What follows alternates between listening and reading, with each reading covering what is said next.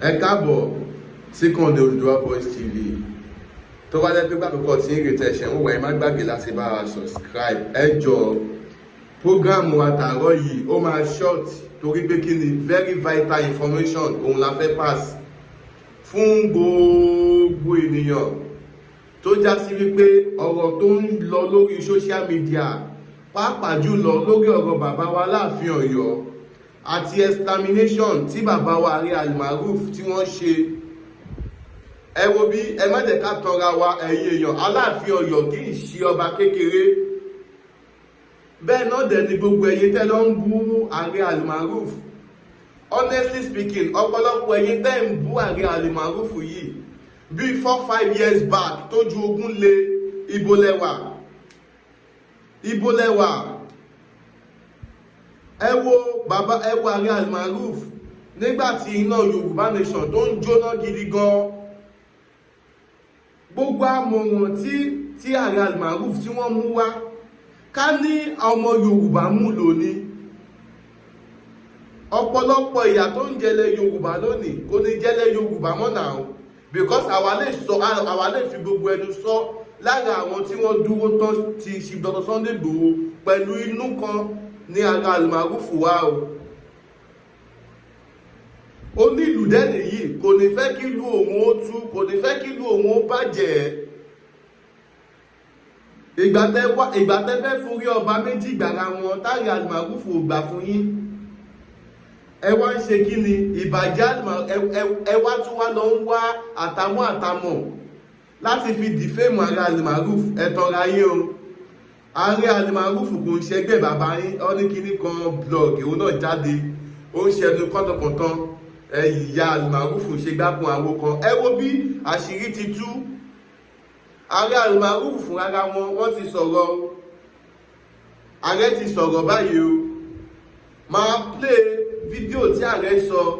kírẹ́dìtì fídíò yìí kó máa lọ bá Aare Almarof. Àmọ́ kí n tó play fídíò yẹn ẹ̀yin èèyàn mi, ẹ ti mọ̀ pé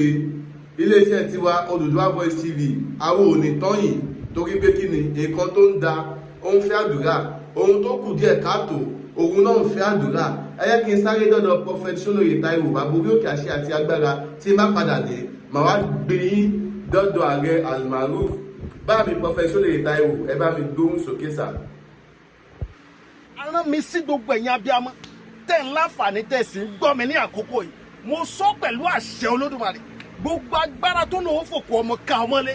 lórúkọ Jésù iná Ọlọ́run kò jó wọn dànù. Gbogbo alágbára tó lòun fọmọ rẹ jẹun níyà, gbogbo alágbára tó lòun gbẹ̀san lára ọmọ rẹ lórúkọ Bàbá tọmọ tẹ̀mí mímọ́ o, agbára Ọlọ́run kò ṣe ìdájọ́ wọn. Nínú ìwé Ọba kẹ́ni orí 3 ó ní mo wò ó fín ikú ọmọ kì í ṣe tèmi. Gbogbo ẹ̀yin abiyamọ tẹ́lẹ̀ ṣàmì tẹ́lẹ̀ ṣí àdúrà yìí lórúkọ Jésù ẹ̀ ní rí kú ọmọ, wọn ò ní gbókù ọmọ ká wọn lé.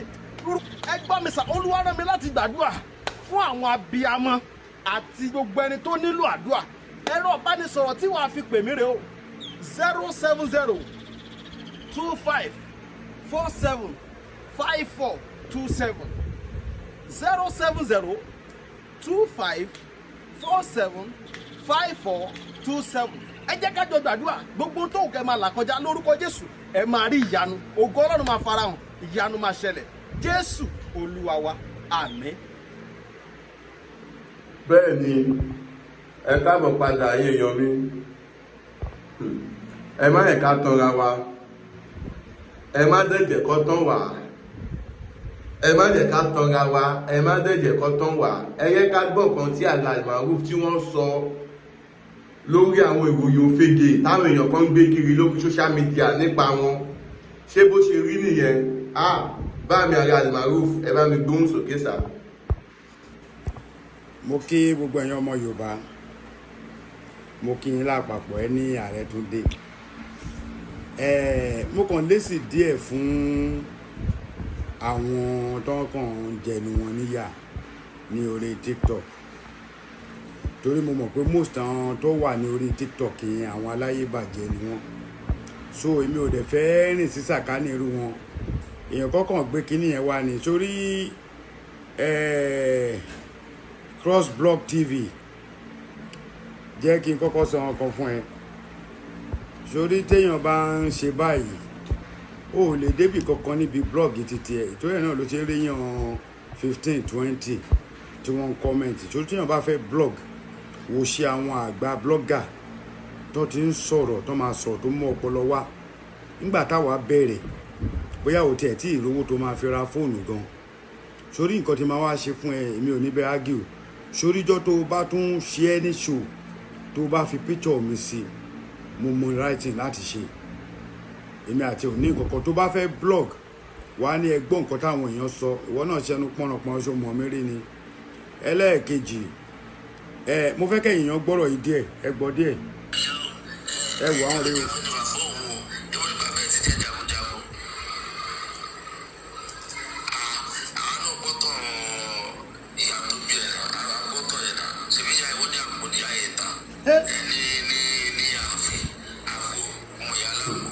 ṣé ìgbọ́rọ̀ ṣé bó ṣe rí nìyẹn ẹyẹ èèyàn ẹ bá wa ṣí ẹ. kí wo obìnrin yẹn tó sọ̀rọ̀ mo fẹ́ máa fún yín lésìlẹ̀ kọ̀ọ̀kan ni ó ní àgbo nìyá mi ń tà ó dà pọ́dọ̀ àwọn ọmọ àlè ọ̀yọ́ ló ti ń béèrè iná ti ń fún yín ní information ọmọ gbádégẹ ṣe gbélò nìyá mi ọmọ ọba nìyá mi mo fẹ́ fún yín lésìlẹ̀ kọ̀ọ̀kan ni ó yá.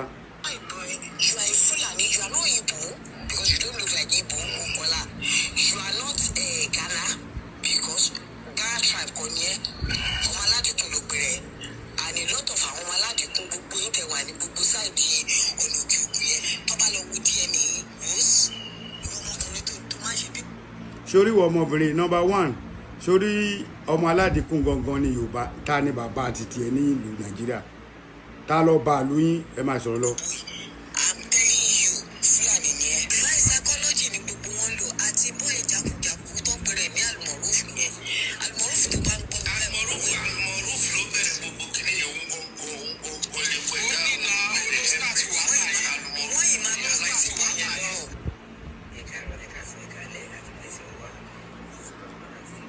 mi ìfẹ́ play kíní yín jù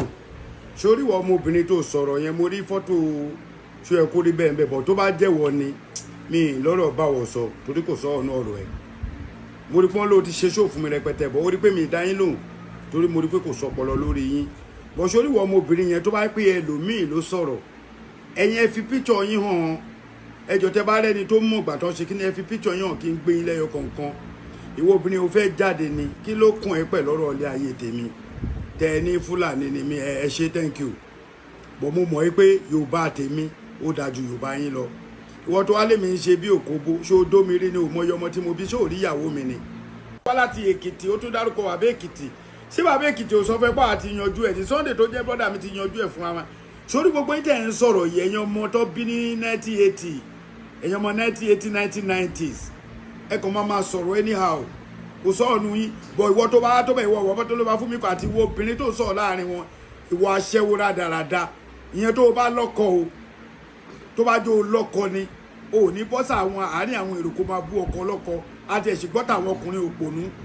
agbọ́tà àwọn ọkùnrin tí wọ́n dánú agbọ́tà àwọn ọkùnrin tí ò níṣẹ́ tó jókòó sórí TikTok tẹ́ ń bú ọkùnrin ẹgbẹ́ yín iṣẹ́ mọ̀ wẹ́rí tó pàdé mi rí ni ìwọ tó wá ló máa fún mi kò yóò yẹ kó pàdé mi ní báyà kìdẹ̀ fún ẹ nọ́mbà tẹ́ bá ti wo kínní but cross blog ọmọ àlè ni ẹ you are a bastard láti máa sọ̀rọ̀ pé Almarof ló kọ́kọ́ bẹ̀rẹ̀ kí ló Almarof kọ́kọ́ bẹ̀rẹ̀ kí ló dé ìjókòó láyé yìí bá tún pòsì Aláàfin náà ẹ tún máa bẹ́ wá ẹ̀yàn Ọmọléfẹ̀ ẹ máa bẹ́ wá inside Èkìtì àǹkó yẹn ẹ máa bẹ́ wá bọ̀ sórí ṣé ẹ kó rí bẹ́ẹ̀ ọ̀rọ̀ tí ò lè yà mí lẹ́nu tí wọ́n pọ́dà lẹ Yorùbá ni ẹ ṣe bó ṣe lọ bá ìyàwó Abíọ́lá náà nìyẹn ọ̀rọ̀ ò lè yà mí lẹ́nu torí mo rí píṣọ ẹ̀ bẹ́ẹ̀ ọ̀rọ̀ ò lè yà mí lẹ́nu gbogbo báyẹn ló ń pè mo rí mo kàn wo gbogbo yín ni gbogbo yín pátápátá Saheed ire àǹkó mo ti gbogbo yín ni mo rí mo kàn ń wò yín ni ẹ̀yin bú ọba ẹ fẹ́ kàn bú ọba ẹ̀yin tẹ́ ń sọ̀rọ̀ yìí so ẹ kó rí bẹ́ẹ̀ tó ń sọ̀rọ̀ yìí jọ́ tó lọ Ọmọléfẹ̀ ni bàbá ẹ̀ ni ìyá Kẹsẹ̀tì náà tó ń sọ̀rọ̀ Ọmọléfẹ̀ ni ẹ ṣe bí ìyẹn gangan ni Fúlàní ẹ wá ń pè mí ní Fúlàní ẹ rí pé ẹ gọ̀ èmi ò kàn fẹ́ máa bá yín rojọ́ torí mo rí pé kò ṣòbọ̀ tí mi bá fún yín léṣe ilé most especially yìí tó pé ẹ ní cross blog yẹn tó bá ti bí ẹ da ìwọ tún gbé show kan kó fi fọ́tò mi sí kó wò kán tó máa ṣẹlẹ̀ jẹ́ àwòye viewers tó tiẹ̀ níná jẹ́ wo viewers tó ní ó tiẹ̀ ti rìn jìnnà dáadáa ó wà ní 280 but tó bá yẹ pé báyìí ń ṣe ni ó rí pé ọ̀rọ̀ ẹ̀ ò make sense tó wáyé pé ọ̀rọ̀ ẹ̀ make sense ó yẹ kó rí comment tó wà. rán mi sí gbogbo ẹ̀yin abiyamọ tẹ̀ ń láǹfààní tẹ̀ sí gbọ́ mi ní àkókò yìí mo sọ pẹ̀lú àṣẹ Olódùmarè gbogbo agbára tó náà ń fòkò ọmọ ká ọmọlé lórúkọ Jésù iná Ọlọ́run kò jó wọn dànù gbogbo alágbára tó náà ń fọmọ rẹ jẹun níyà gbogbo alágbára tó náà ń gbẹ̀san lára ọmọ rẹ lórúkọ Bàbá tọmọ tẹ̀mí mímọ́ o agbára Ọlọ́run kò ṣe ìdájọ́ wọn nínú ìwé Ọba kẹ́ni orí 3 ó ní mo wò ó fín ikú ọmọ kì í ṣe tèmi gbogbo ẹ̀yin abiyamọ tẹ́lẹ̀ ṣàmì tẹ́lẹ̀ ṣí àdúrà yìí lórúkọ Jésù ẹ̀ ní rí kú ọmọ wọn ò ní gbókù ọmọ ká wọn lé ẹ gbọ́ mi sà Olúwa rán mi láti gbàdúrà fún àwọn abiyamọ àti gbogbo ẹni tó nílò àdúrà ẹ̀rọ ìbánisọ̀rọ̀ tí wàá fi pè mí rè o 070 25 47 54 27 070 25 47 54 27 ẹ jẹ́ ká jọ gbàdúrà gbogbo tó kẹ́ máa là kọjá lórúkọ Jésù ẹ máa rí ìyanu ògo Ọlọ́run máa farahàn ìyanu máa ṣẹlẹ̀ Jésù Olúwa wa àmín.